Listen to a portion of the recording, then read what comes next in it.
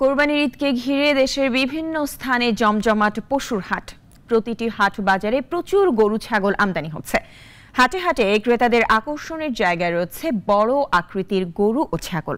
প্রতিনিধিদের পাঠানো তথ্য ছবিতে আরো জানাচ্ছেন পিন্টু হাজং। চট্টগ্রাম নগরীতে সারা বছরই সপ্তাহের নির্দিষ্ট দিনে পশু পাওয়া যায় 3টি হাটে। কোরবানি উপলক্ষে বসেছে আরও 9টি অস্থায়ী পশুর হাট। এর মধ্যে সবচেয়ে বড় নূরনগর হাউজিং মাঠের অস্থায়ী হাট।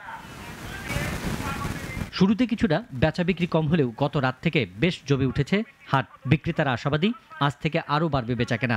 ইজারাদাররাও বলছেন চট্টগ্রামের হাটগুলোতে এবার জোর দেওয়া হয়েছে ক্রেতা বিক্রেতা ও পশুর নিরাপত্তায়। বিভিন্ন জায়গা থেকে গরু আসে, অনেক ভালো লাগে। আর গরু এখন তো কিনা হয় নাই, এখানে বেচা কেনা ভালো হয়, আমরা প্রফিট ভালোই পাই। মানুষের আগ্রহটা একটু দিকে হাঁটাহাঁটি করছে আর কি, দেখবে পরে বুঝে শুনে নিবে এরকম। গত বছর চেয়ে আমার এখানে 2-3 হাজার গরু বেশি বিক্রি হবে, এটা আমি আশা করি। ঠাকুরগাঁওয়ে আলোচনায় এসেছে বিগ বস নামে একটি গরু।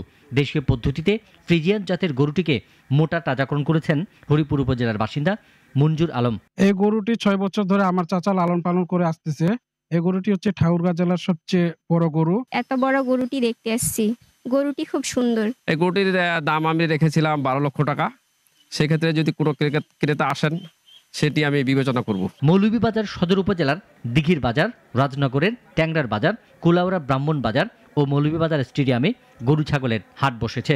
এছাড়া অস্থায়ীভাবে জেলার সকল উপজেলা সদর সহ বিভিন্ন স্থানে শতাধিক কোরবানির হাটে পশু বিক্রি হচ্ছে। দরদাম বা গরুর দর বেশি, সীমিত দাম আছে, তো বেশিও না একবারে কমও না। আজকের বাজার গরু বলা উঠছে, ইনশাআল্লাহ বহুত গরু উঠছে, বেচাবি কম। হাটে হাটে ব্যাপক পশু থাকলেও এবার দাম তুলনামূলক বেশি বলে অনেক ক্রেতাই এখনও কিনছেন না পশু। তবে আজকালের মধ্যেই বিক্রি বাড়বে বলে আশা করছেন বিক্রেতারা। পিন্টু হাজং, নাগরিক।